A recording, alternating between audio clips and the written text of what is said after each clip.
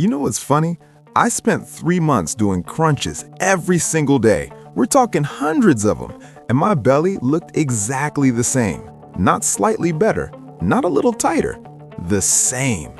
And I remember standing in front of the mirror thinking, am I broken? Is my body just defective? Nah, turns out I just fell for the biggest lie in fitness, spot reduction. The idea that you can burn fat from one specific body part by exercising that body part. It sounds logical, right? Got belly fat? Do ab exercises. Love handles? Side bends. Arm fat? Tricep kickbacks till your arms fall off. It makes so much sense that literally everyone believes it. And that's exactly why it's so dangerous, because you'll waste months, maybe years, doing the wrong thing and blaming yourself when it doesn't work. Every cream, wrap, belt, and targeted fat burner on the market is built on this lie, and they keep selling because we keep wanting it to be true. Trust me, I get it. I wanted it to be true too. But wanting something to be true and it actually being true are two very different things. If spot reduction worked, everyone who's ever laughed hard enough to feel their abs burn would be walking around shredded. We'd have six-packs from coughing during flu season. At this point, we might as well rebrand the whole channel to Yellow Clown, because that's what I felt like after all those wasted crunches. Okay, so here's the part no one explains properly. Your body doesn't look at your workout and go, he's training abs today. Let me burn some belly fat for him. That's not how any of this works. Fat loss is systemic. It happens everywhere at the same time, but at different rates. Think of it like this. Imagine you have a bathtub full of water. You can't drain just the left side. You pull the plug and the whole water level drops together.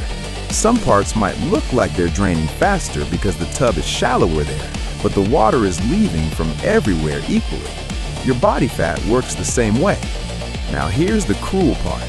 The places where you store the most fat, the places that bother you the most, those are the last to go. Not the first, the last. For most guys, that's the lower belly and love handles, because apparently nature looked at men and said, you know what would be hilarious? Let's make them store fat right where they want abs. Thanks, evolution. Really appreciate that. For women, it's usually hips, thighs, and glutes. And then there's face fat, which doesn't discriminate. Nobody is safe. You gain 5 pounds and suddenly your jawline is in witness protection. And this right here is where the psychology gets brutal. Picture this. You start a diet, you're motivated, you're eating right, you're training hard. 2 weeks in, you step on the scale and you've actually lost weight. Nice. But you look in the mirror and your belly looks the same. Your love handles still there. So what do you think? This isn't working. But it is working.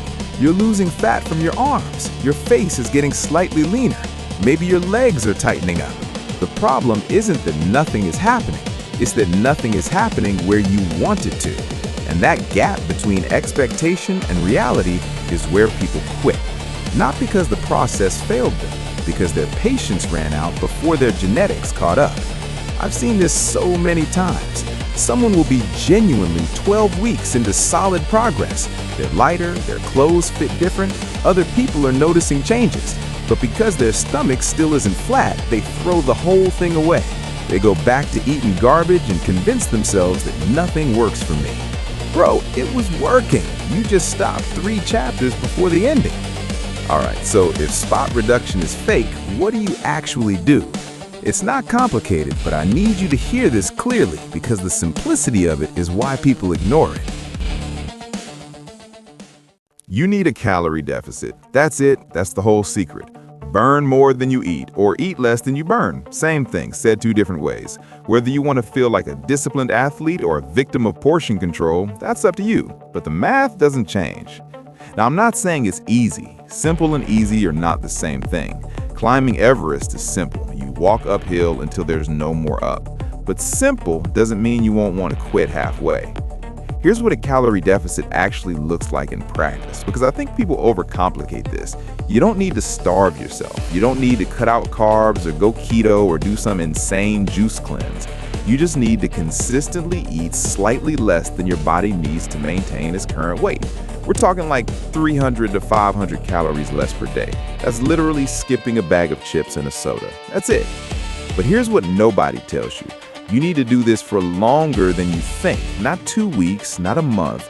We're talking 3, 4, 5, sometimes 6 months, depending on how much fat you're carrying and where your genetics decide to burn it from last.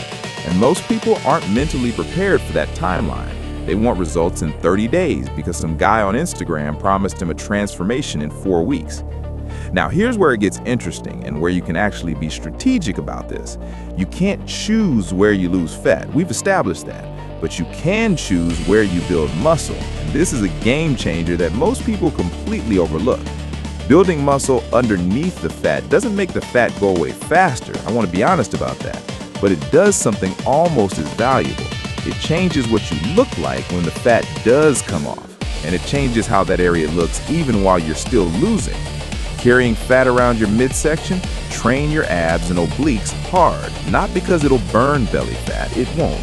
But because when that fat finally comes off, you'll have something worth showing underneath. Got stubborn fat on your legs? Train legs. Build muscle there. So when the fat reduces, your legs look athletic and strong instead of just smaller. Face fat? Yeah, I got nothing for you there. There is no face workout. And if anyone tells you there is, they're either lying or they're trying to sell you a jade roller. I've seen people suggest aggressively chewing gum. And honestly, if that worked, I'd have a jawline sharp enough to cut glass by now, because I go through like 3 packs a week. Just keep losing overall fat and your face will lean out. It's one of those places that honestly changes pretty fast for most people once you're actually in a deficit. The combination of a consistent calorie deficit and progressive strength training is genuinely the fastest path to dealing with stubborn fat. There's no shortcut around it, but the good news, it works every single time for every single person.